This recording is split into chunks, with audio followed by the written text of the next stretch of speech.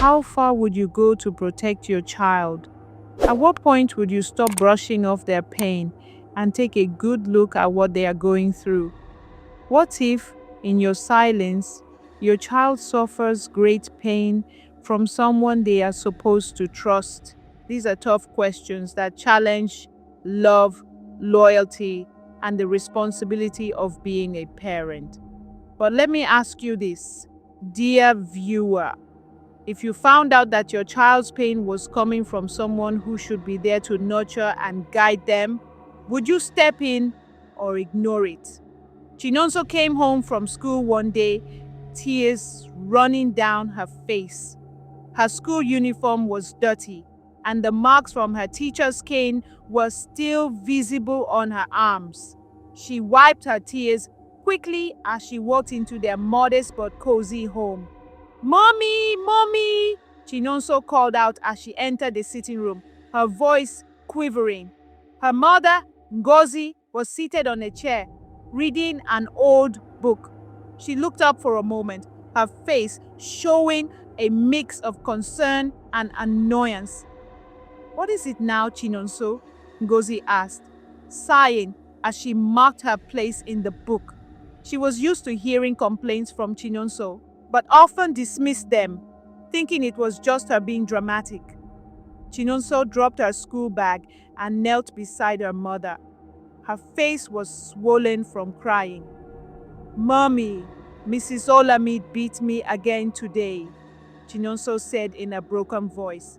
"She made me kneel in front of the whole class and hit me because I answered a question her daughter, Ifeoma, couldn't." Ngozi frowned but didn't seem too worried. "Chinonso, how many times will I tell you to stop causing trouble in school? Maybe you did something wrong." "Why do you always complain about your teachers?" she said, looking uninterested. Chinonso's voice cracked as she pleaded. "Mommy, I didn't do anything wrong. She doesn't like me because I'm always the best in class. And Ifeoma isn't. She calls me names and the other students laugh at me. It's not fair, Mommy. Please, you have to do something." Ngozi shook her head, her expression hardening. "Chinonso, life is not fair. Not everyone will like you. Focus on your studies and stop provoking your teacher. I don't want to hear any more complaints." Chinonso's heart broke. She had hoped her mother would believe her, but once again, she felt ignored and alone. Slowly, she stood up, her shoulders sagging. "Okay, Mommy," she said softly, turning to leave. In her room, Chinonso sat on her bed, staring at the fading light from the window. She held her math book, but her mind was far away. The sounds of her classmates laughing echoed in her ears, and the sting of the cane still burned on her skin. "Why doesn't anyone believe me?" she whispered to herself. Unknown to Chinonso, Ngozi was walking back and forth in the living room. She wasn't as indifferent as she seemed. Something about Chinonso's plea lingered in her mind, but Ngozi had secrets of her own, secrets she couldn't share. The next morning, Chinonso walked into school with a heavy heart. She took a deep breath and stepped into her class, her eyes darting to Mrs. Olamide, who was already glaring at her from behind the desk. Ifeoma, the teacher's daughter, sat in front, looking smug.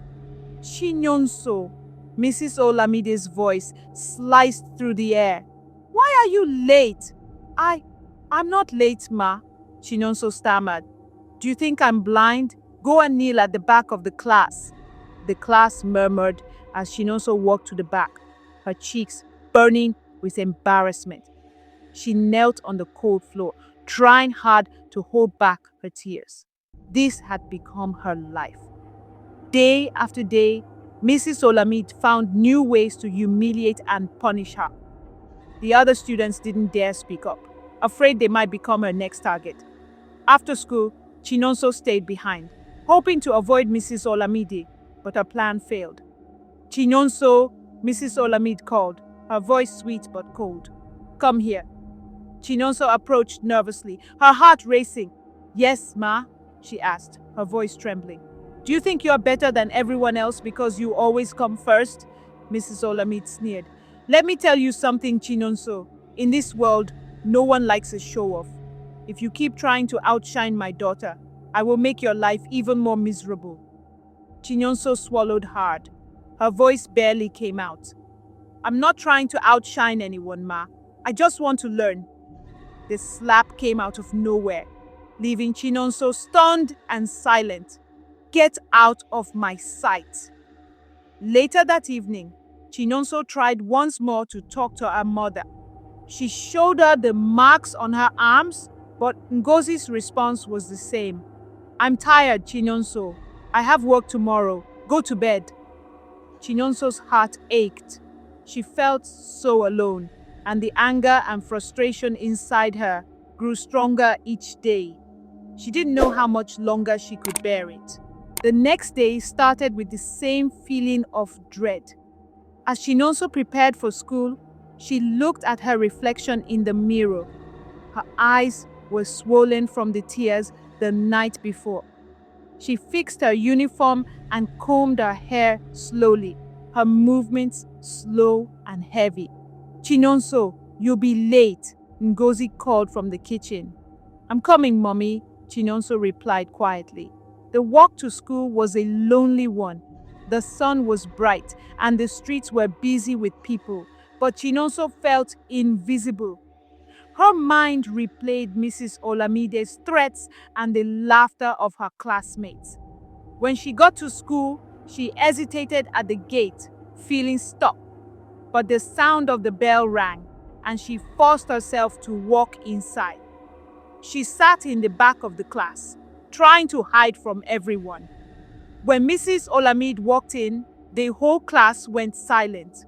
She had a way of commanding respect that made everyone nervous.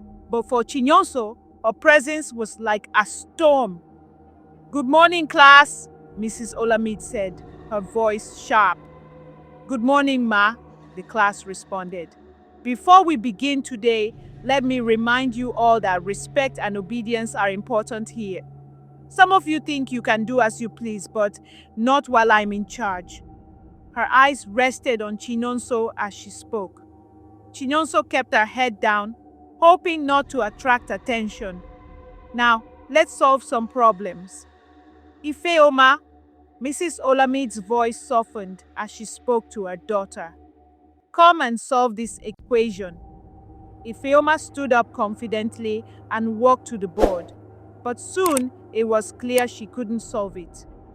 Take your time, dear, Mrs. Olamide said sweetly. Ifeoma erased her work and started again, but her answer was still wrong. Does anyone else know the answer? Mrs. Olamide asked, scanning the class. Her eyes landed on Chinonso.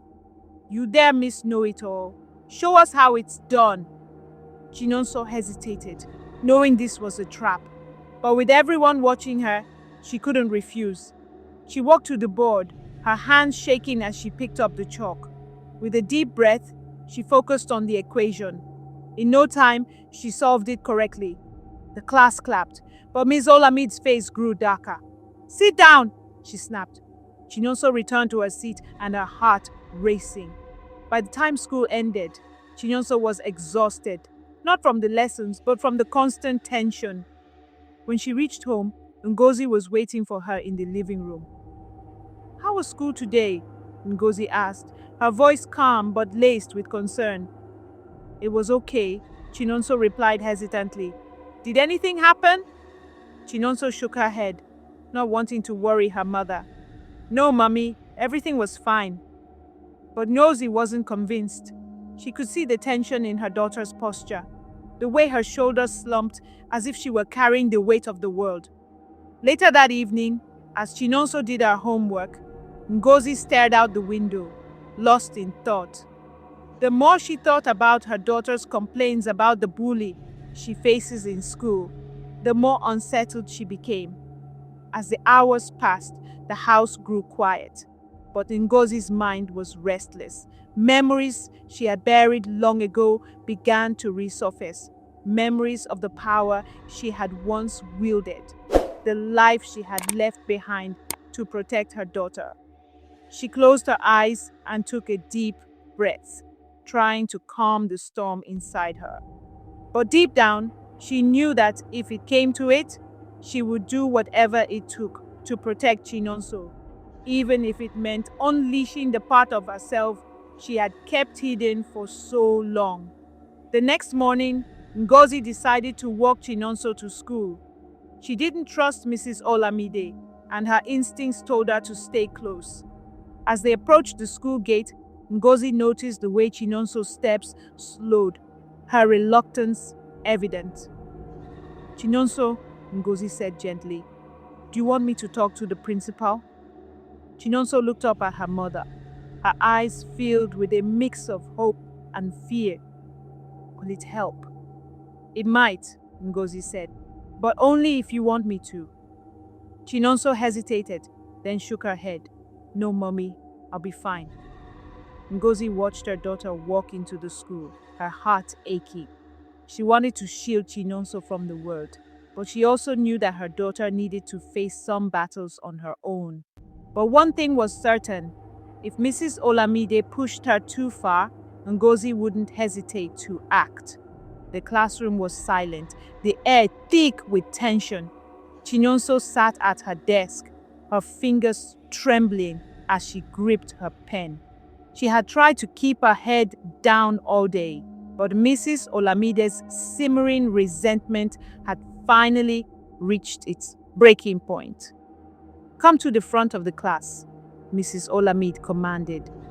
Chinonso obeyed, her heart pounding in her chest.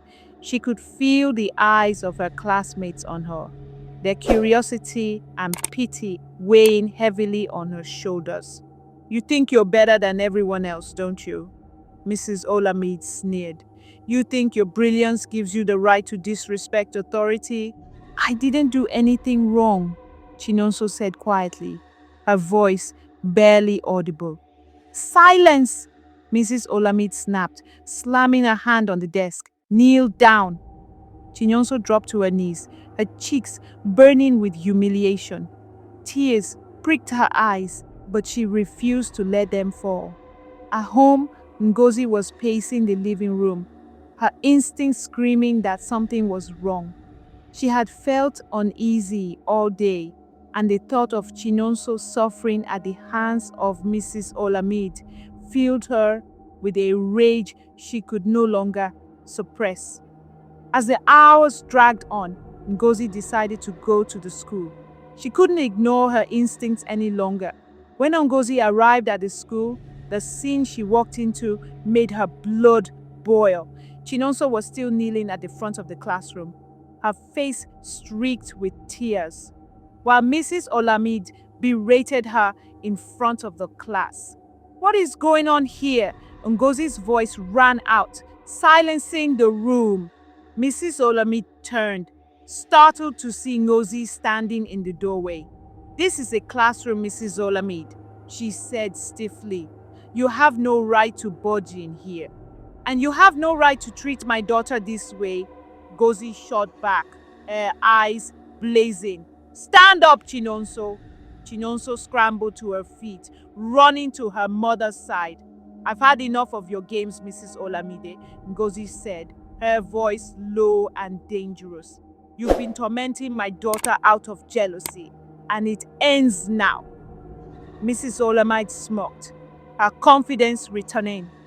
"And what exactly are you going to do about it?" Ngozi's eyes darkened, her anger rising like a tidal wave. For years, she had suppressed the part of herself that made her different, the part of her that had the power to end this torment with a single thought. But now, a maternal instinct had taken over, and she was done holding back. In an instant, the air in the room shifted. The students gasped as Ngozi's presence seemed to grow larger, more commanding. Her eyes gleamed with an otherworldly light, and her voice echoed with a power that made the walls tremble. "You don't know who you're dealing with." Ngozi said, her voice vibrating like a storm. Mrs. Olamide took a step back, fear flickering in her eyes. What? Who are you? I am a mother, Ngozi said simply, and you will never harm my child again. The room seemed to blur as Ngozi's transformation began.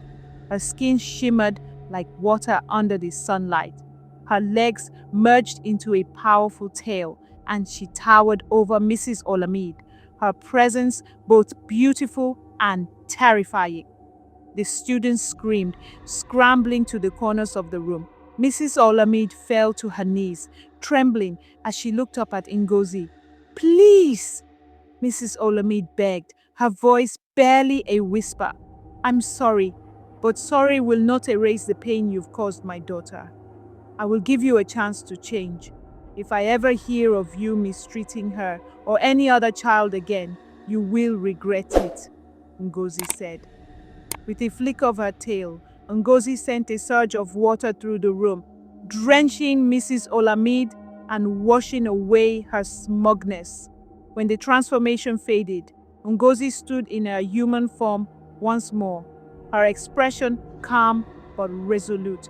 She took Chinonso's hand and led her out of the classroom, leaving Mrs. Olamide shaking on the floor. Outside, the sun was shining, and the air felt lighter. Chinonso looked up at her mother, her eyes wide with a mixture of awe and gratitude. Mommy, she said softly, are you? Ngozi made a soft smile, brushing a strand of hair from Chinonso's face. Yes, my dear, and I will always protect you. As they walked home, Chinonso felt a sense of safety she had never known before.